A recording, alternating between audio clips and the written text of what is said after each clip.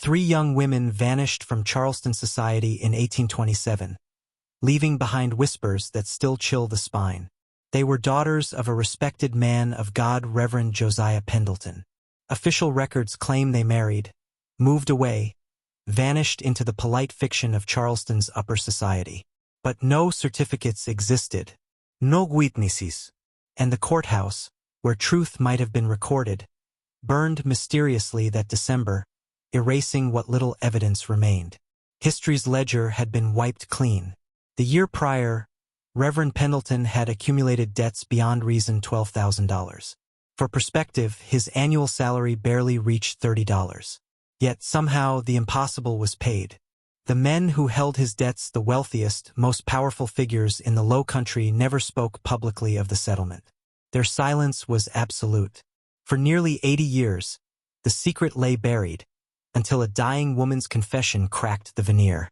What she revealed was a transaction so perverse, so morally corrosive, it would make a man question the foundation of faith, family, and human decency. Pendleton's world was a labyrinth of social performance. The parish of St. James, 12 miles northwest of Charleston, was small, insular, and fiercely protective of appearances. Cotton fields stretched to the horizon, pine forests whispered through the wind, and the Santee River carved a dark ribbon through the land. Here, reputation was more binding than law. Everyone knew everyone's business, or believed they did. Josiah Pendleton was a man shaped by ambition and faith. Trained at a small seminary in Virginia, he arrived at St. James in 1814, young, charismatic, respected. He preached with authority, his words comforting plantation families who required certainty as much as salvation. He had a wife, Sarah, and 3 daughters, Catherine, Mary, and Abigail. Catherine, 20, had her father's dark eyes and an unsettling way of seeing through polite facades. Mary, 19, sang hymns that stirred even hardened overseers. Abigail, 18, was clever, educated beyond custom, capable of reading Latin and keeping accounts. They were the embodiment of innocence and promise. Yet beneath the respectable facade, Josiah carried a secret addiction. Gambling, a habit that began as harmless fellowship, soon became a chain he could not break. The stakes grew larger, debts accumulated, and the men he owed: Charles Drayton, Judge Thaddeus Calhoun, Dr. Silas Pritchard, Edmund Rutledge, understood power in ways far darker than money alone. They did not merely lend, they ensnared. And a man in debt is a man they could control. By January 1827, the circle closed. Josiah's creditors confronted him, not with negotiation, but with a quiet assertion of dominion. They placed a ledger before him, his debts totaled, the numbers impossible. And then, in the shadow of a moral and spiritual collapse, a choice was made. A choice so unspeakable that it would remain hidden for generations. The men who held Pendleton's debts were not ordinary creditors. They were predators cloaked in civility, experts in extracting control without overt violence. They understood something timeless. The most powerful chains are invisible. Money alone was insufficient. Influence, fear, and secrecy were far more potent. In that room at Rutledge's store, Josiah felt it. He was no longer negotiating, he was being measured, assessed, prepared for a verdict he could neither anticipate nor refuse. These men, historians later called them the Circle, operated in the shadows of Charleston's polite society. There was no charter, no formal hierarchy. Their strength lay in subtlety. Charles Drayton, Edmund Rutledge, Judge Calhoun, and Dr. Pritchard were masters of social engineering long before the term existed. They knew every weakness, every unspoken fear, every debt owed not only by money, but by loyalty, by silence, by flesh. They traded in secrets, leveraging vulnerability like currency. In their world, men like Pendleton were malleable tools for their amusement and profit. Josiah understood the impossibility of escape. Borrowing from family, appealing for mercy, pleading with God, none of it mattered. Every option collapsed under the weight of inevitability. And in that suffocating awareness, a darker, more twisted logic began to crystallize. He was a man trapped between his oath as a minister, his love for his daughters, and the unbearable pressure of survival. The circle demanded repayment, and repayment required a cost no ledger could record. It began quietly, almost imperceptibly, in the halls of the Pendleton home. Catherine, Mary, and Abigail Bright, promising, innocent, became instruments of negotiation. Invitations extended, letters written, meetings arranged. The women, shielded by obedience and naivety, walked paths prepared for them by others' corruption. Every act, every encounter was measured, calculated. A father's moral compass, warped by desperation, became a tool for transactional horror. And here, the first of many questions emerges. How far can a man descend before the lines of morality blur beyond recognition? How much corruption can he absorb before it begins to consume his children? In Charleston, in 1827, the answers were hidden beneath the veneer of respectability, concealed by Sunday sermons, polite society, and the comforting myth of Christian piety. The Pendleton daughters were not merely daughters, they were collateral, a currency far more valuable than gold. This is the point where history refuses to be comfortable, where records are silent and truths exist only in whispers, where we realize that evil does not always wear a mask of brutality, it often hides behind the hymnal, the ledger, the hand extended in friendship. It is quiet, patient, and insidious. And for Josiah, for his daughters, the spiral had only begun. By spring of 1827, the invisible chains around the Pendleton family tightened. The circle did not simply demand repayment, they demanded compliance, submission, silence. Every interaction, every invitation to a social gathering, every whispered suggestion became part of a carefully constructed trap. Josiah Pendleton, a man of faith and reason, became both participant and victim in a game he had never truly understood. The daughters, bright and trusting, were unaware of the true nature of the world they inhabited. Catherine, with eyes sharp enough to pierce polite lies, began noticing patterns that unsettled her, furtive glances, conversations that stopped when she entered the room, the sudden absence of her mother's comforting voice in key moments. Mary, whose voice could move hearts, was encouraged to sing at gatherings where powerful men observed more than hymns. Abigail, clever and disciplined, was asked to record accounts and deliver messages that, unknown to her, were transactions of a far more sinister kind. The circle orchestrated every step. A card game here, a private meeting there, debts referenced in passing, each move designed to normalize the unthinkable. It was not brute force that made them powerful. It was the psychological compression of possibility. A man indebted is a man whose choices are no longer his own, and a father already bound by love, responsibility, and fear can be manipulated into acts he would never imagine under the light of day. Reverend Pendleton felt the weight of inevitability pressing down, but he also felt something darker: rationalization. In the warped calculus of survival, he began to convince himself that sacrifice, his daughter's compliance, was necessary. Not merely a transaction, but a form of protection. If he could control it, perhaps he could limit the damage. Perhaps. And yet, the more he rationalized, the more the moral boundaries he had once revered disintegrated. By midsummer, arrangements had been made. Social visits became predatory assessments. Promises of marriage, connections to merchants, subtle coercion, all designed to convert innocence into currency. Each daughter became a vector in a larger system of control, a system that functioned with clinical precision. And in the shadow of each transaction, the Reverend's conscience shrank. Guilt became secondary to survival. Morality was subordinated to debt. This is the point where horror intersects with strategy, where men of power do not merely demand, but engineer, where a father's love is weaponized against his children. The circle's method was simple. They did not force compliance. They created an environment in which resistance seemed impossible, in which every path led to submission. And so, the daughters walked, unknowingly, along the edge of a precipice that no one would ever speak of openly.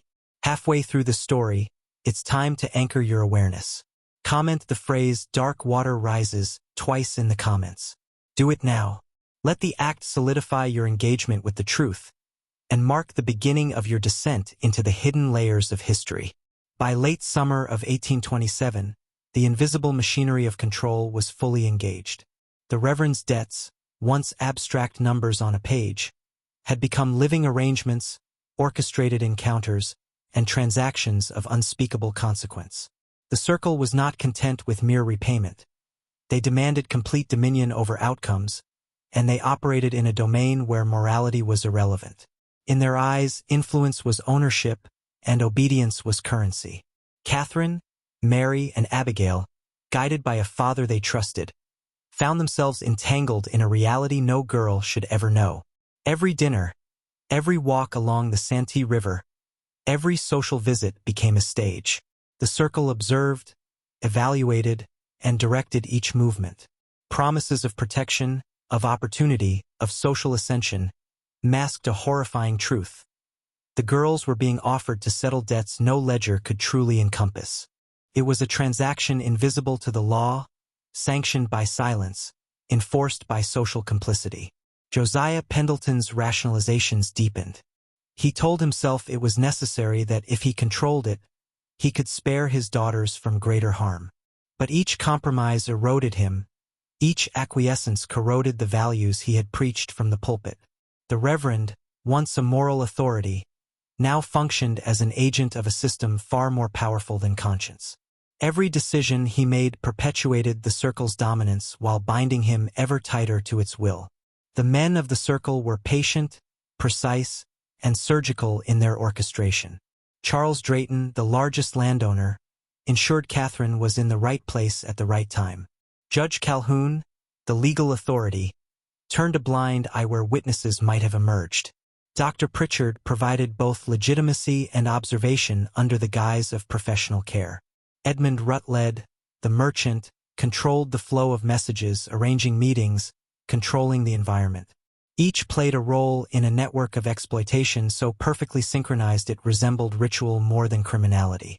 For the daughters, awareness of their father's complicity came slowly, like shadows creeping over daylight. Catherine's sharp eyes caught inconsistencies. Mary felt the weight of expectation in her songs, the subtle appraisal of men who were never friends. Abigail recorded ledgers she did not fully understand, keeping track of transactions that converted innocence into a currency she could not recognize. And yet, no word could escape. Charleston society, bound by unspoken codes and fear, offered no recourse. Any hint of the truth would have been met with disbelief, hostility, or worse. The Reverend's family was isolated, ensnared, and controlled, a microcosm of a larger principle. In the world of power, visibility is vulnerability, and silence is the only protection. The story now moves toward the revelation of outcomes, what became of Catherine, Mary, and Abigail, and how one confession decades later would finally shatter the circle's perfect silence. But before we continue, consider this: the machinery of influence, the exploitation of trust, and the moral compromises of survival, these are not ancient artifacts. They are patterns repeated in every era, in every institution, in every hidden hierarchy. The Pendleton tragedy is a mirror. By autumn of 1827, the pendulum of control had swung fully. The Reverend's daughters, once embodiments of promise and innocence, were now entangled in a network of transactions that defied morality, law, and conscience. Catherine, Mary, and Abigail were no longer just children, they were instruments, keys in a system where men measured power in obedience, silence, and compliance. Every interaction, every letter, every meeting became a move on a board they did not understand. Catherine, perceptive and serious, began to understand the contours of her father's compromise. She recognized the unspoken calculus. Wealth, influence, and social standing were leveraged against flesh and trust. The realization was almost unbearable, yet there was no escape. She learned that rebellion would not protect her, that exposure would not yield justice, and that the men orchestrating her fate, the circle, were untouchable. Their reach was societal, legal, and psychological. Mary, sweet-voiced and gentle, felt the subtle coercion in every compliment, every invitation, every performance. Men who had once seemed benign, even respectable, became agents of pressure, of persuasion, of silent assertion. Her voice, once a source of admiration and joy, became a tool in transactions she did not choose, a melody that carried the weight of her father's debts. Her compliance, though silent, was demanded by circumstance, by fear, by the invisible chains that bound them all.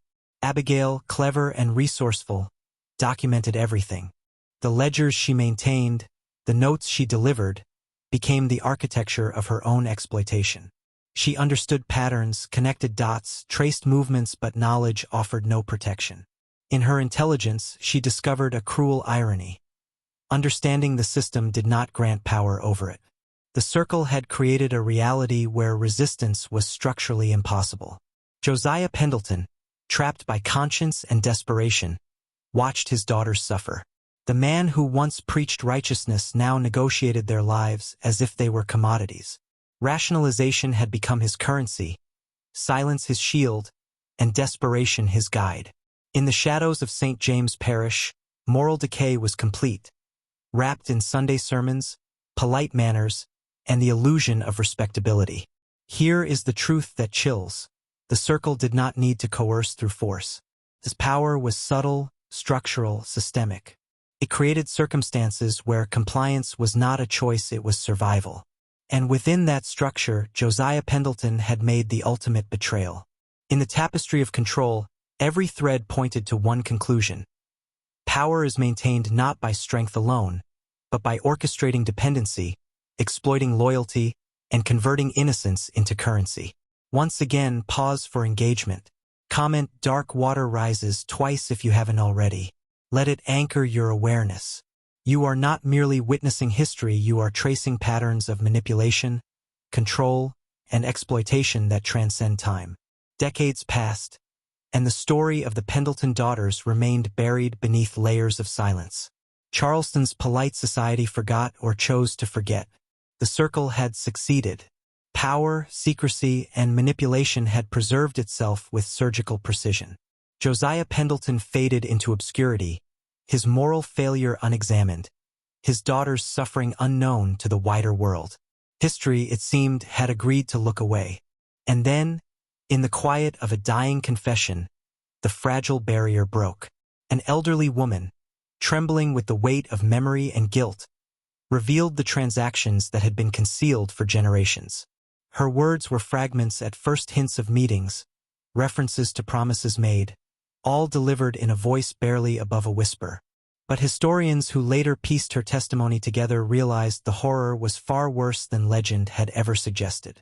The Reverend had used his daughters as instruments to repay his debts, offering them to men who measured influence, not morality. The implications were staggering. The circle, long thought to be benevolent arbiters of society, were revealed as architects of human exploitation. They had not merely lent money, they had engineered dependency, psychological manipulation, and a system of moral corruption that used innocence as currency. Each daughter's suffering, each violation of trust, was a calculated move, executed with precision and absolute confidence that no one would ever speak. For Catherine, Mary, and Abigail, the truth of their father's decisions emerged only slowly, through the fragmented recollections of servants, neighbors, and the confessions of those too late to intervene. The reality was clear. The Reverend had sacrificed his daughter's innocence to repay debts, to preserve his reputation, to maintain his place within the machinery of power. It was a choice made in desperation, yet it was also a conscious betrayal of every principle he had preached. And the circle? They had known all along. They had understood that men in desperation are malleable, that morality is pliable, and that the illusion of respectability is the most effective weapon of control. Their silence had been deliberate, their oversight total, their orchestration flawless. For nearly 80 years, no record, no testimony, no hint of scandal emerged until the frail voice of a dying woman forced history to confront the unthinkable. The lesson is brutal but unavoidable. Systems of power do not merely exploit opportunity, they manufacture it. They create environments where compliance is inevitable and innocence becomes currency. The Pendleton tragedy is a blueprint, and if we are willing to see clearly, it is also a warning. Wherever secrecy, wealth, and influence converge, The machinery of control may be operating unseen beneath the surface of ordinary life. The daughters survived, but survival was only the beginning of the story. Catherine, Mary, and Abigail emerged into adulthood carrying scars invisible to the world. Their innocence had been weaponized, their trust betrayed, their family corrupted from within. Each step they took afterward was shadowed by what had been demanded of them, and by the knowledge that the world they knew, faith, community, respectability, was a veneer masking cruelty, control, and complicity. Catherine's sharp eyes never stopped seeing through facades. She understood that the polite masks of Charleston society concealed ambition, malice, and exploitation. Mary, whose voice once stirred hearts, learned that beauty and talent could be manipulated, twisted into tools for someone else's gain. Abigail, brilliant and disciplined, carried the ledger of her past in her mind, the accounting of innocence converted into power, memorized but unspoken, a permanent record of what happens when authority and corruption merge. The circle, in all its sophistication, had not merely corrupted a father. It had corrupted the very structures that allowed trust and faith to exist. Law, religion, commerce, and social expectation were not safeguards, they were instruments of enforcement, channels for exploitation. Their influence endured, hidden in polite behavior, in invisible networks, in whispered rules that dictated compliance without ever naming it. And in this revelation, one sees the true scale of power, the ability to create realities in which morality is irrelevant, where survival itself requires compromise. The Reverend's betrayal is shocking, yes, but it is also instructive. He is a mirror for every man who rationalizes compromise, who chooses expedience over principle, who allows desperation to justify moral transgression. His daughter's suffering is a testament to the cost of obedience to systems one cannot see, to the dangers of blind trust in institutions, and to the corrosive weight of secrets that remain unspoken. And yet, there is a deeper truth. Awareness is the first defense. Seeing the machinery, understanding the methods, tracing the networks, these are steps toward liberation from patterns that persist across generations. The Pendleton story is not just history. It is a blueprint of control, a lesson in the psychology of power, a warning of what happens when dependency is weaponized and conscience is surrendered. Remember the phrase, "Dark water rises." Say it to yourself twice, feel it anchor your understanding. This is no mere story of 1827, it is a map, a caution, and a call to awareness. The world is full of circles, networks, and systems that rely on your silence. Recognizing them is the first act of mastery. History, in its silence, often hides more than it reveals. The Pendleton tragedy did not vanish, it lingered, woven into the fabric of Charleston, of institutions, of families who understood that exposure could destroy wealth, reputation, and power. The Reverend's sins, the daughter's suffering, the circle's orchestration, they were all part of a system that thrives on invisibility, on secrecy, and on the compliance of those who fear to look too closely.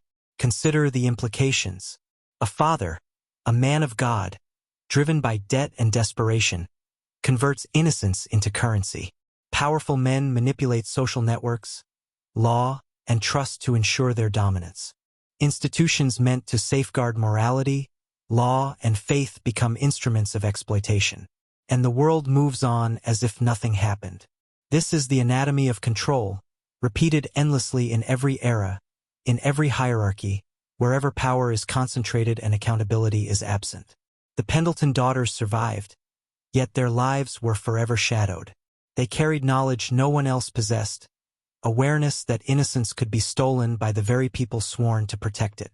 Their existence became a testament to the hidden costs of obedience, of silence, of systems that reward complicity and punish transparency. And in this recognition, we find a warning that transcends time. Authority is seductive, morality is fragile, and secrecy is the most dangerous currency of all. For those who witness this story now, there is a choice. Awareness itself is power. Understanding the patterns, the networks that exploit, the debts that enslave, the systems that convert loyalty into leverage is the first step toward freedom. You cannot undo the past, but you can recognize its repetition. You can see the circles, the invisible chains, and the subtle manipulations that shape human behavior, institutions, and society itself. So remember the daughters, remember the Reverend, remember the circle. Their story is not merely an artifact of 1827, it is a mirror reflecting what exists still in our communities, our workplaces, our governments, and even within ourselves. Power without accountability is always dangerous. Influence without conscience is always destructive. And secrets, especially the kind that demand silence, will always demand a price. Carry this knowledge with care. Share it cautiously. And above all, remain awake. Because once you have seen the machinery, once you understand the invisible patterns of control, you cannot unsee them. History has been unkind before, and it will be unkind again, but only to those who choose blindness over awareness. Comment: dark water rises twice to lock in awareness. Share the story with someone brave enough to see the truth. Subscribe if you want more forbidden histories, hidden conspiracies, and the darkest corners of human nature revealed. Remember, once you see the machinery of control, you cannot unsee it.